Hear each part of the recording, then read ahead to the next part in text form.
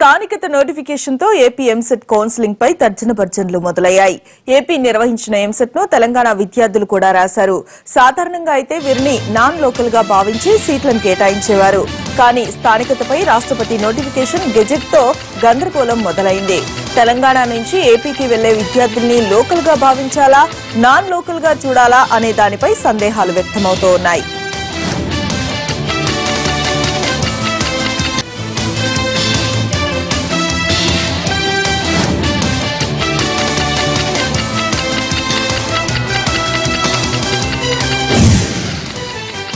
హైదరాబాద్ పాత బస్తీలో ఫ్రూటీ తాగి ముగ్గురు చిన్నారులు అస్వస్థతకు గురి అయ్యారు. పరిస్థితి విషమించడంతో వారిని అత్యవసర చికిత్స కోసం సమీపంలోని ఒక ప్రైవేట్ హాస్పిటల్లో చేర్పించారు. కేసు పెట్టి ఫ్రూటీ జ్యూస్ అమ్మిన దుకాణాన్ని, సప్లై చేసిన గోడౌన్ను సీజ్ చేశారు పోలీసులు.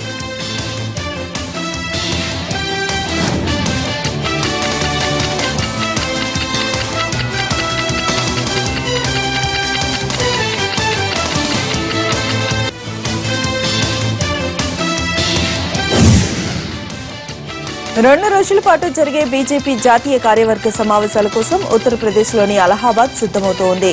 ఈ రోజు జరిగే సమావేశంలో మోదీతో పాటు పలువురు కేంద్ర మంత్రులు పాల్గొంటారు. ఎస్పీజీ సిబ్బంది అలహాబాద్ లో పటిష్ట భద్రతా ఏర్పాట్లను చేశారు. వచ్చే ఏడాది జరగనున్న ఉత్తరప్రదేశ్ అసెంబ్లీ ఎన్నికల అంశం ప్రధానంగా చర్చకు వచ్చే అవకాశం ఉంది.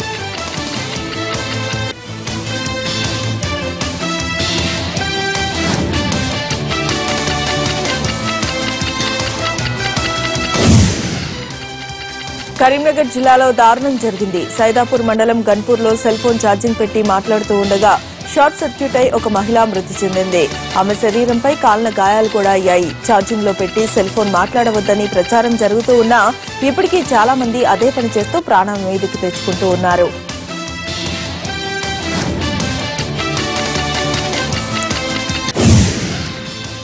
పీకల దాకా తాగిన మత్తులో ఇద్దరు కాకీలు రెచ్చిపోయారు. ఎల్బీనగర్లోని కామినేని హాస్పిటల్ సమీపంలో ఉన్న వైన్ షాప్ కు వచ్చారు కానిస్టేబుల్ గోపి, సుధాకర్. బాగా తాగిన తర్వాత పక్కనే తినుబండారాలను అమ్మే ఒక యువతితో అసభ్యంగా ప్రవర్తించారు.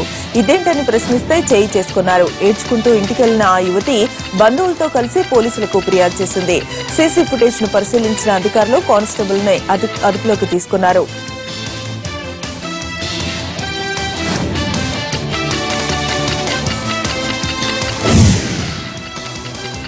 సికింద్రాబాద్ మెట్టుగూడలో ఒక మహిళ అర్ధనగ్నంగా రోడ్డు మీద నానా హంగామా చేసింది.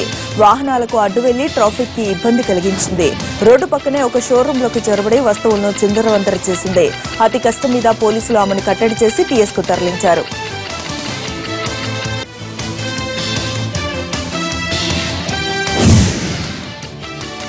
పర్యావరణాన్ని పరిరక్షించడం, ప్లాస్టిక్ వాడకాన్ని తగ్గించి చెట్ల పెంపకంపై ప్రజల్లో అవగాహనను పెంచుతూ ఉన్నారు అడియాల శంకర్ అనే రిటైర్డ్ ఉపాధ్యాయుడు. కరపత్రాలను పంచుతూ ప్రచారం నిర్వహిస్తున్న ఆయన తూఫ్రాన్ లో ప్రకృతి మాతకు ఒక గుడిని కూడా కట్టాడు. మొక్కల్ని పెంచితే కలిగే ప్రయోజనాలు, ప్లాస్టిక్ వాడకం వల్ల కలిగే అనర్థాలను ప్రజలకు తెలుపుతూ Kukatpally, KPHP, Alvin colony, Vivekananda Nagar లో కరపత్రాలను పంచి ప్రచారం నిర్వహించారు శంకర్.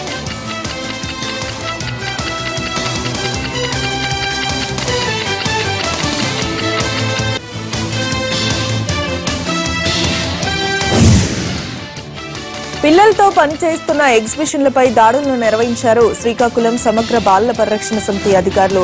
ఈ దాడుల్లో గోదావరి ట్రేడ్ ఫెయిర్ లో పనిచేస్తున్న 2 బాలికలతో సహా 11 మందికి విముక్తిని కల్పించారు. ప్రస్తుతం వారిని హాస్టల్లో ఉంచిన అధికారులు బాలల పరిరక్షణ కమిటీ ముందు హాజరుపరుస్తామని అన్నారు. ఎగ్జిబిషన్ నిర్వాహకులు తమకు ఏమీ సంబంధం లేనట్లుగా మాట్లాడడంతో వారి మీద చైల్డ్ లైన్ కమిటీకి ఫిర్యాదు చేస్తామని చెప్పారు అధికారులు.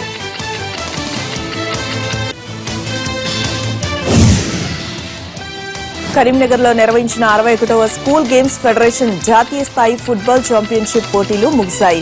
వారం రోజులుగా కొనసాగుతున్న ఈ పోటీల్లో బాలికల అండర్ 14 విభాగంలో జార్ఖండ్ జట్టు 2-0 స్కోర్తో హర్యానాపై గెలుపొందింది.